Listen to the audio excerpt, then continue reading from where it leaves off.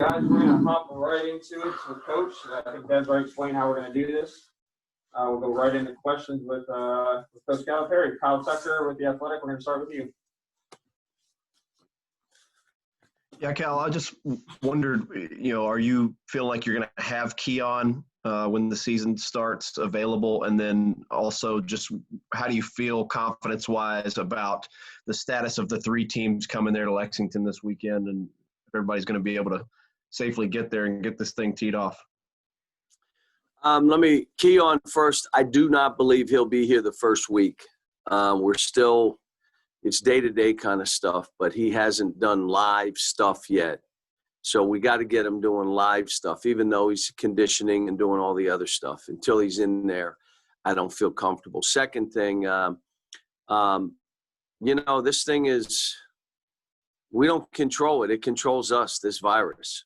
And so I just heard Mississippi now is out until December 7th. What I'm doing is everything I can to mitigate here. We're in the lodge. You guys know, anybody that knows this situation. We're in the lodge. Nobody else is in there. They got their own bedroom and bathroom. The chef cooked their meal there. He's there. He gets tested. They walk across the parking lot to our practice facility. No one is in the offices. So there's no like it can go through the system. There's no one in here. And so you have us and the women on different sides. We come in different doors. We don't see each other. The problem is when we start playing. The good news is they're saying that of all the sports, they don't believe anyone has caught it from the playing field or the court. They think it's meal rooms, hotels, planes, buses. It's contact with others outside of that area. And we've done a pretty good job. So all I can tell you is even though we think we're doing good, we're wearing those chips to every practice, every scrimmage. We're having the officials wear it, the managers, the coaches, to mitigate all this. I just want to make sure our kids are safe. We're talking right now, and I've never done this before, but we may travel on game day. Like game day. Like you say, why would you travel on a day of a game? Wouldn't you be better being rested? Yeah, but it's another hotel stay. We're going to have our personal bus to wherever we're playing so that when we get off that plane, we're on a bus that's sanitized with the bus driver we know. And then go to the gym if we have time to shoot around. If we don't, we don't. We go to the hotel, lay around for an hour or two, have a pregame meal, play the game, immediately get on our own bus on that plane that didn't leave. It's the same plane we came in. We get on it, we go. We may have face shields and I may be overdoing it, but I'd rather be safe than sorry. Cal, just as of today, are all three teams good to go? Yeah, I called Brad last night and asked when they're getting they've been good. They've had another test yesterday. They'll get it back today in Detroit. I'm hearing Moorhead has been good in Richmond. So it appears as though we're good to go, but that's today. All right, next up we'll go with Daryl Bird, and then John Hill, you'll be after him. Good morning, John. Your thoughts on moving the tournament, March Madness, to Indianapolis, perhaps, and might we see an actual S-curve seating for the first time? Well, this I got to give it to Mitch and that committee that bubbling it up is the safest way for these kids to play basketball. Having 6 courts in Indianapolis where they can play, and kind of like the old NAIA, if you remember, where there'd be 32 teams come in, and when you lose, you're out. You're on the bus, you go home, and they just play it down. They told me the reason the NBA bubble, the basketball was so good is because the teams didn't have to travel and they got in a rhythm of playing. So the rhythm they didn't want was 3 or 4 days off and have to play. They wanted to play every other day. Well, you know what? We can kind of do the same thing. And it hurt us here in Lexington because we had the first and second rounds. But this wasn't about Lexington. This wasn't about Kentucky. This is about we're in an environment that we feel this is the best way. And I agree with them. And so I think what they did and the stance they took, I think was a good one. All right, John Hale, you got next. You talk about the unpredictability of the virus. I'm just wondering, what's your comfort level with having fans at these games this week, and what effect is limited crowds going to have on the product we see? John, I imagine your hair looks really bad. Is that why you don't have a picture? No, I'm in my car. That's why. I got a haircut, though. Okay. So what'd you ask me? Oh, fans. What's your comfort level with fans? Yeah. So here's what I would say. The team that gets hurt the most, and forget about financial or anything else, by not having fans or only having 15% or whatever, is Kentucky. And the reason it is, people come into this building are always playing in front of 20-some thousand. And it's a big advantage for us. Our fans and our fan base in that building play a big part in our success. I don't know what our record is during my 11 years here, but I think it's pretty high in this building. Well, if it's just a building and a court, we don't have the advantage we usually have. So it's going to hurt us more than anybody else.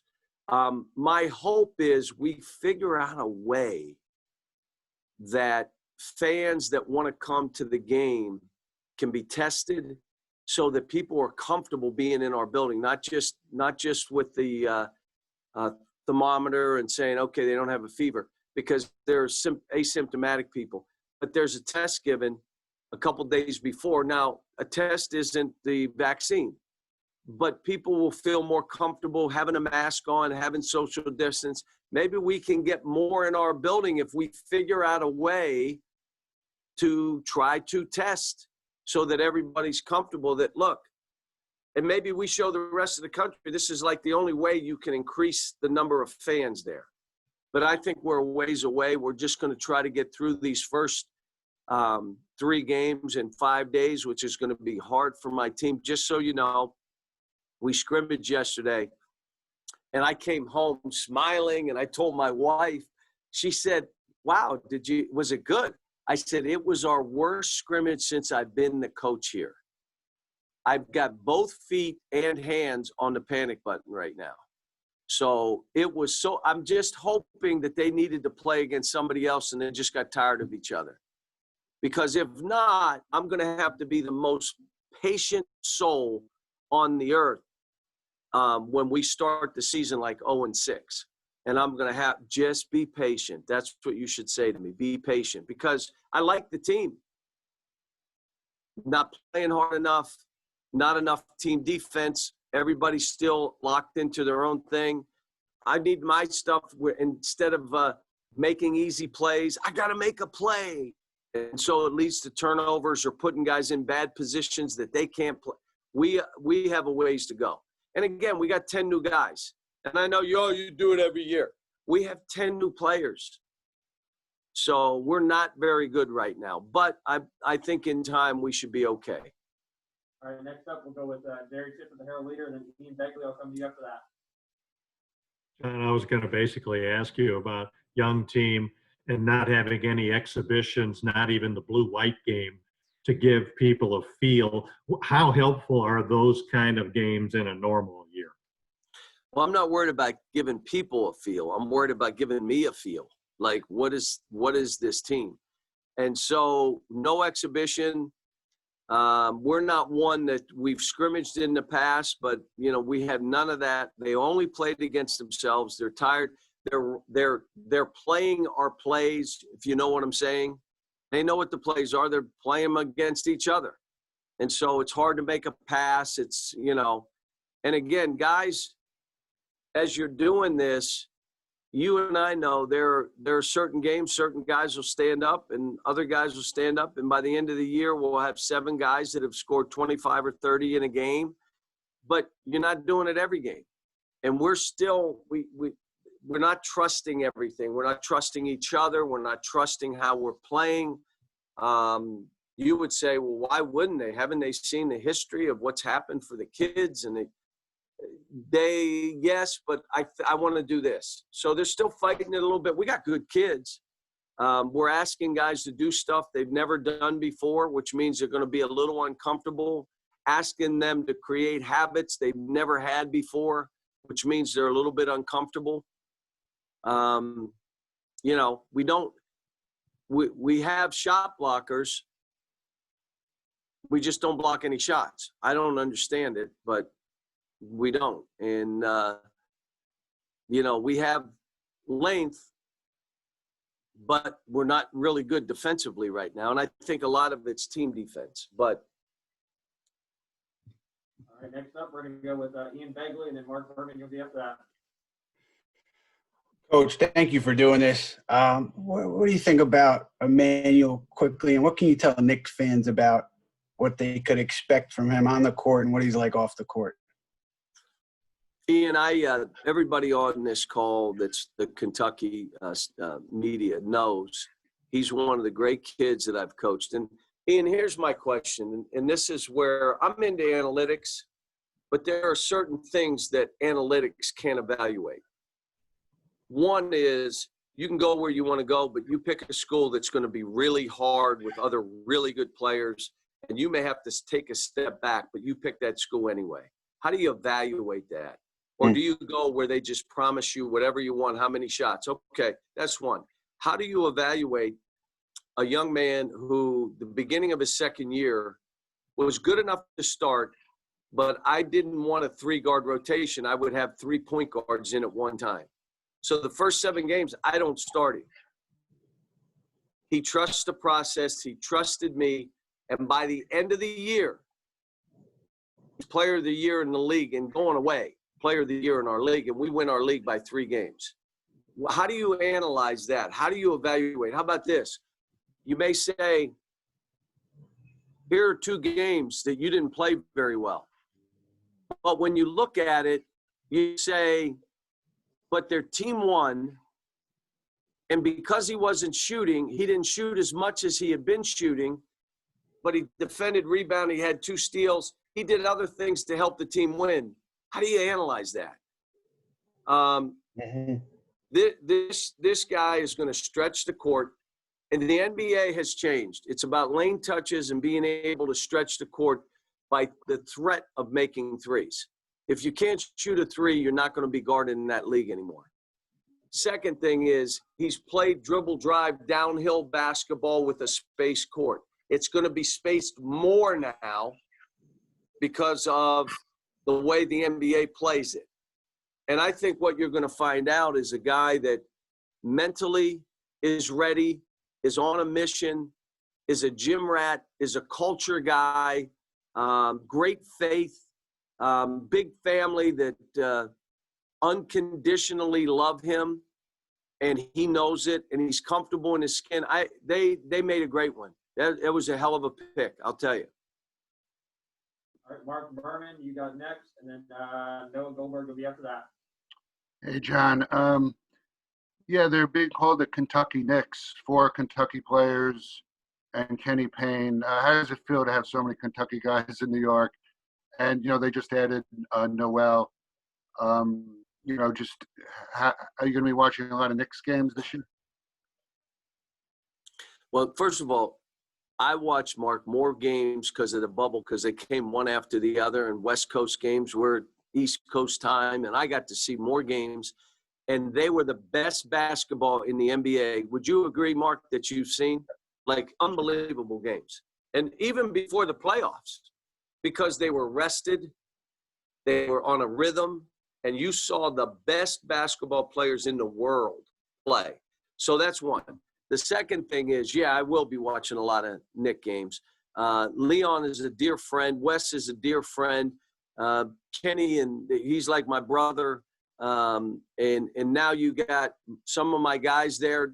Nerlens was a great pickup, and let me tell you why. It's time to break through for him. And now what they're trying to do and how they're trying to do it, they're not trying to do it in a hurry. They got a terrific coach, a proven coach, a playoff coach, and now they've just got to build within. And they're going to start doing it. I mean, I think they've got – the reason I encourage them with Kenny Payne, how good can Julius be? Like, he's good. Well, where can we really go? With Kenny there, I think he's got one more guy in his corner to help build his confidence, to train him, to push him. Also, Kevin Knox. Mark, do you and Ian remember what I said when you drafted him? Oh, he's the youngest guy in the draft. Don't expect it overnight. It may take 2 or 3 years. And everybody nodded like you are. And then when he doesn't turn it around right away, they say, well, what's up with Kevin Knox? Kevin Knox, again, let's see how good he can be. And that's why you want a Kenny Payne with you. And I think that the Knicks are on a different path. You may not see right away overnight the results that listen, it took us a while to get here. It's going to take a little while to get us where we want to go, but it took us a while to get where we are. Didn't happen in a year. So let this thing play out, and I think in the end, I think everybody's going to be pleased. All right, next up, we'll go with Noah Goldberg, and then Zach Mishevich will be after that. Hey, John. Looking ahead to the final game of this Bluegrass Showcase, Richmond's a team that really tries to destroy their opponents in assist-to-turnover ratio. Of course, Jacob Gilliard led the nation in steals last year. In your preparation for this game, you have 2 incredibly talented freshmen in Terrence Clark and Brandon Boston, but of course, they're still young guys. How much of your preparation has been to drill into them, stay in control, stay within yourselves when they're going up against, as you've talked about, experience, a much older, controlled, experienced team that really tries to expose indecisiveness? We haven't, because we have Moorhead, they haven't heard me talk about Richmond. There are things that we're doing in practice to try to prepare them. So the day in between the Richmond game, we say, you remember all this stuff we were doing? Here's why we were doing it. Their experience, their ability to control the game, to make you play through every possession. If you play 15 seconds, you're getting beat. You got to play the whole possession. On offense, because of how they play, you cannot take high-risk plays. You got to be efficient offensively. Attack and run and get in the lane. But you're not making a 50-50 play. It's got to be a 70-30, 80-20, or don't make it. If you're going to take a bad shot against them, you take it late in the clock. Me saying all that to you, we have no chance of being like that, just so you know. That's our 3rd game of the year, 10 new players. They've never played against a college team, let alone a team that runs, quote, Princeton kind of stuff. So we're not – look, I've got 2 feet and 2 hands on the panic button. If I was worried about Richmond right now, I'd have my head pushing it down too. All right, Thanks, Zach Coach. Mishevich will go next, and then Sam Furley will go to you after that. Coach, I'm based out of Orlando, kind of changing the subject here. I saw your tweets the other day about the passing of former Stetson coach Glenn Wilkes. I just kind of wanted to know your thoughts on your relationship with him and what he meant to the game of basketball. Well, he's the father of Florida college basketball. He is one of the he's one of those guys that took me under his wing. I have no idea why. You'd have to ask his family, his wife. I don't know. But he was one that was almost like my protector. But I got a great story for you. And I told him this. He loved this story. I'm taking Tony Barbie. I'm coaching at UMass. And I'm taking my team to play at Purdue for Tony Barbie.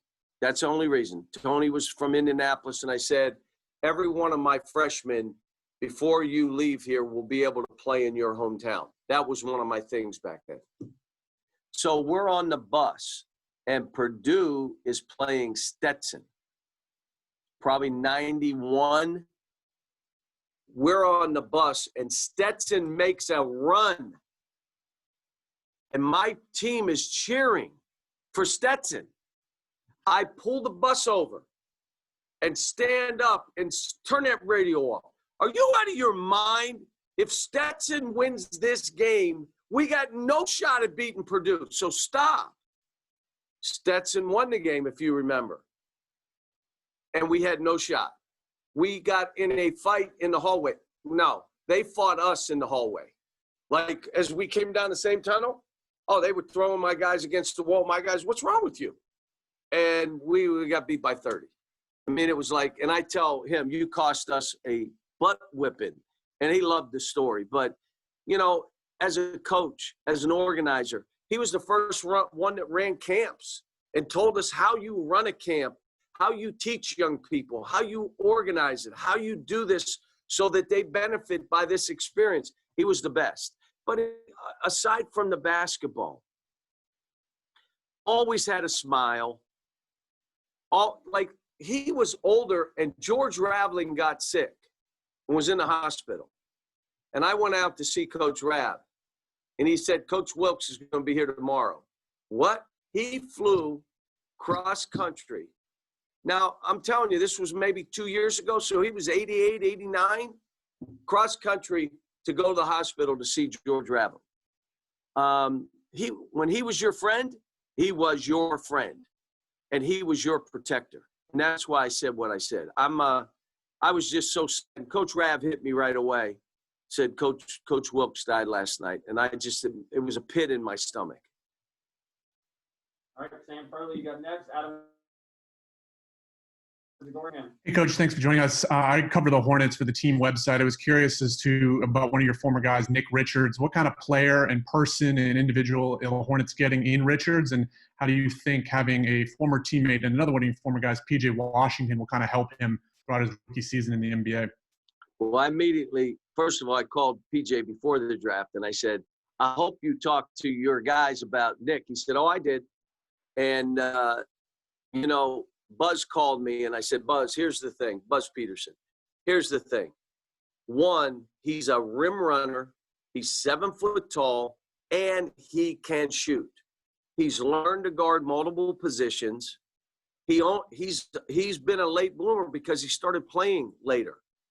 But he grew every year he was here. And I said, and here's the biggest thing I want to tell you. This tells you about him as a person. In his last meeting where he came in and we were chopping it up, and he said, you know, like, I want to thank you and the staff because you guys believed in me when I didn't even believe in myself. That first year was hard.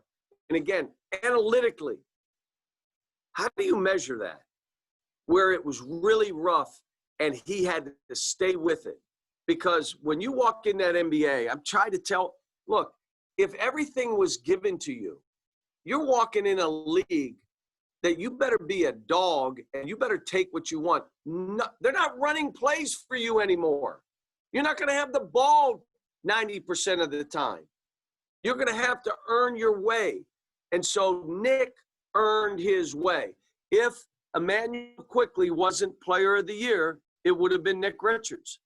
That last year, you know, it was unbelievable. And let me just say this. I was just on the phone with Ryan Saunders. We were talking about Ashton.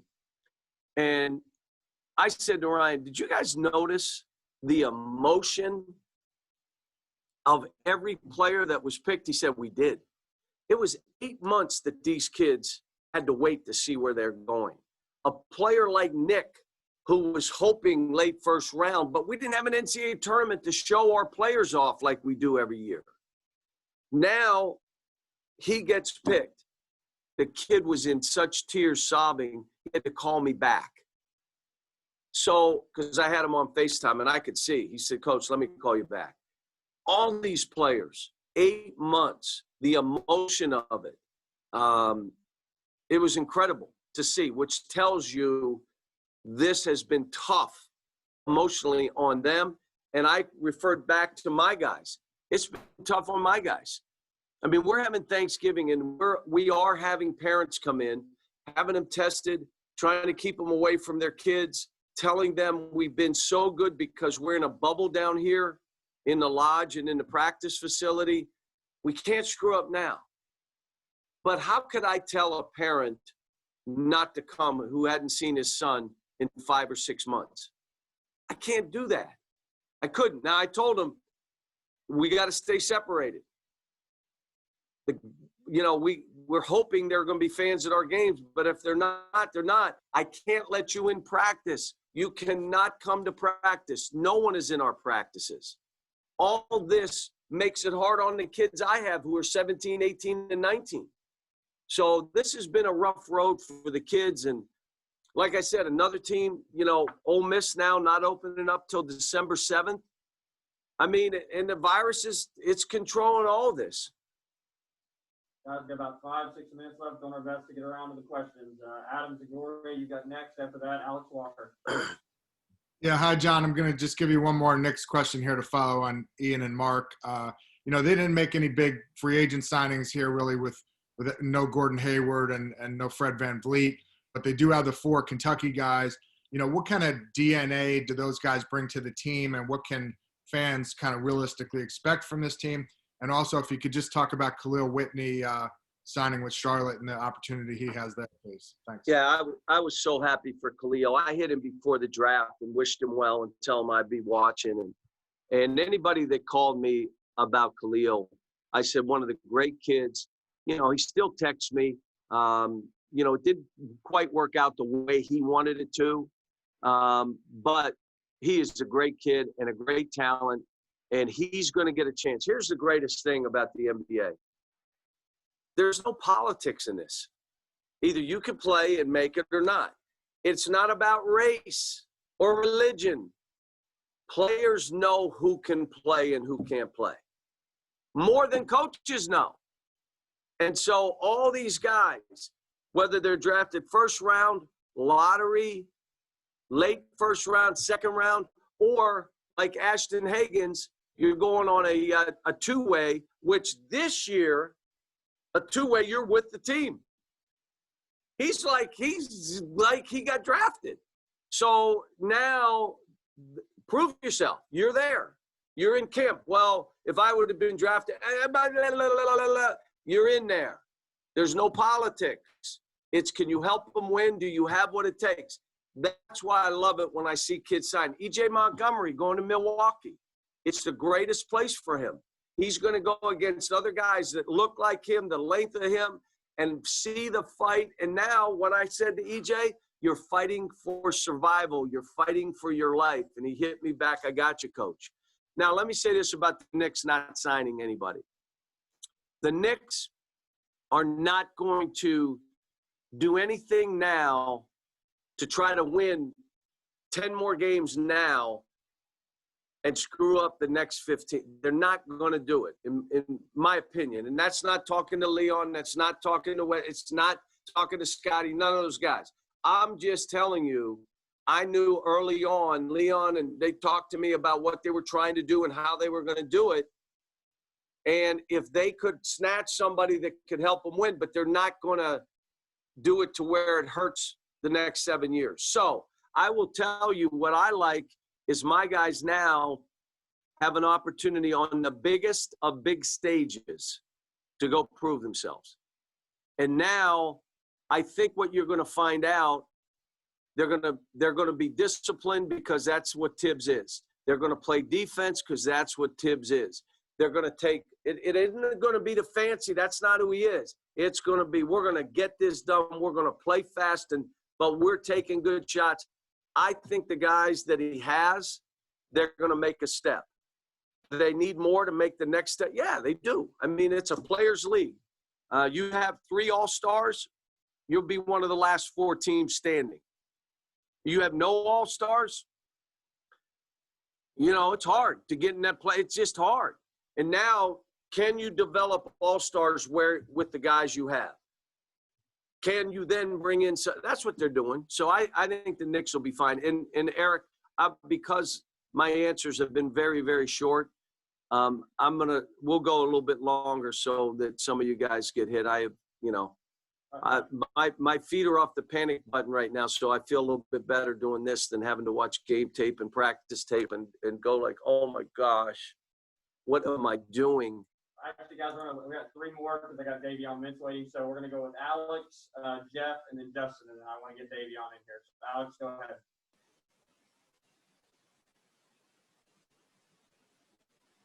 Alex, you there? One once, one twice. All right, moving on. Jeff Drummond, you got next.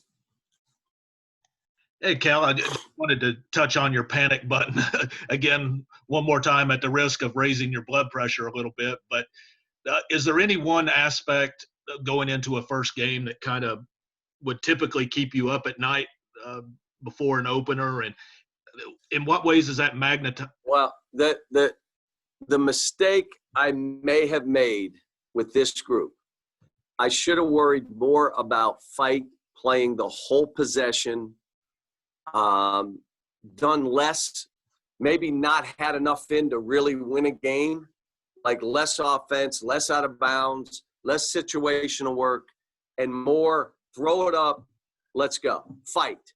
Every drill, fight, body to body. But you worry injury, you worry we got to play games, you worry our schedule, which is way too top heavy for this group. So you try to balance it, but I think I went a little bit too much. Let's be prepared to look like a basketball team. One of the teams I coached here, my first year, was the worst execution team I had, but they would fight, and we won a lot of games.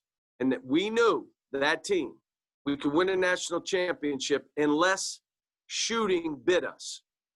And we went in the Elite Eight, we shoot 0 for 22 from the three or whatever it was, but we knew that's the one thing that could get us, and it hit us that time. But this team, if we're not fighting, if we're not playing full possessions, if we're trying to play tired, like, well, in high school, I played every minute. You can't. We got to keep it on. That's how we are. It's all stuff I think they're going to have to learn as we go. All right, Justin Rose, you got next, and then Paul Banks. We'll end it with you, and then we get Davion in here.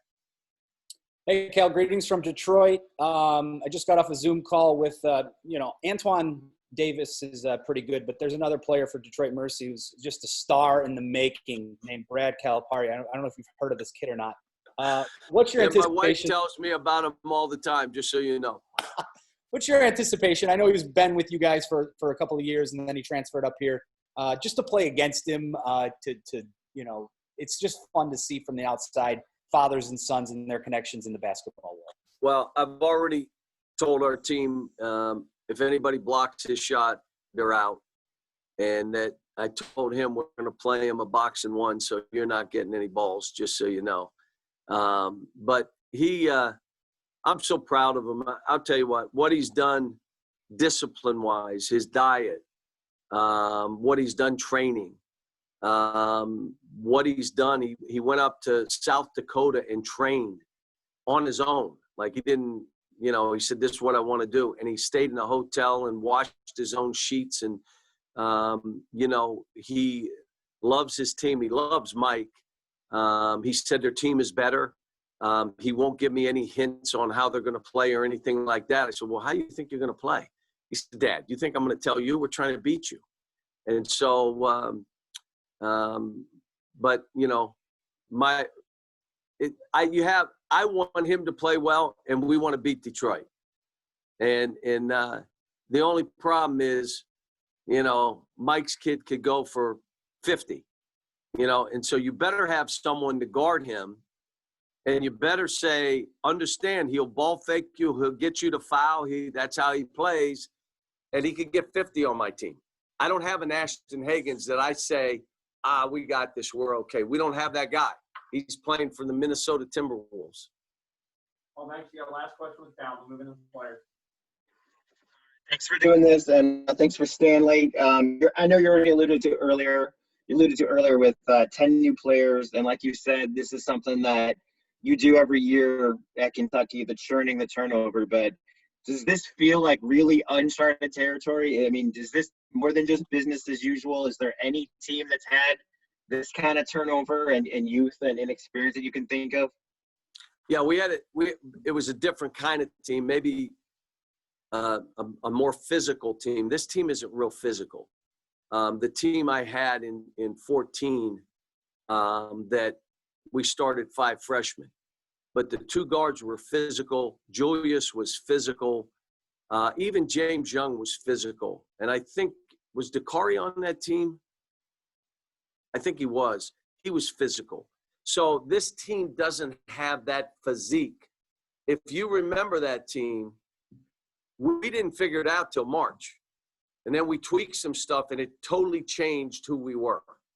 But early on, I mean, we played Michigan State early, we're down 20. I mean, it was like we were getting smoked. Not quite as bad as Duke had us down when we had Tyler Hero and Bam I'm sorry, not Bam, but Tyler Hero and that crew when they had us down 40. But it was, you know, this is a different one. Trying to get them on the same page, you know, I think what's going to happen is they got to get smacked a little bit. So where they're like looking at me like, Coach, tell us how we got to do this because we're not liking this. The biggest thing, I don't think this group, but I just met with two of the guys, which is why I was a little late. They got to understand how they're all tied together. Your jobs are to pick each other up. Your jobs are to make it easier for each other. If you're out here doing your own thing and these 2 guys struggle, you too, all the stuff you think is going to happen ain't happening. Believe me, I've done this 35 years.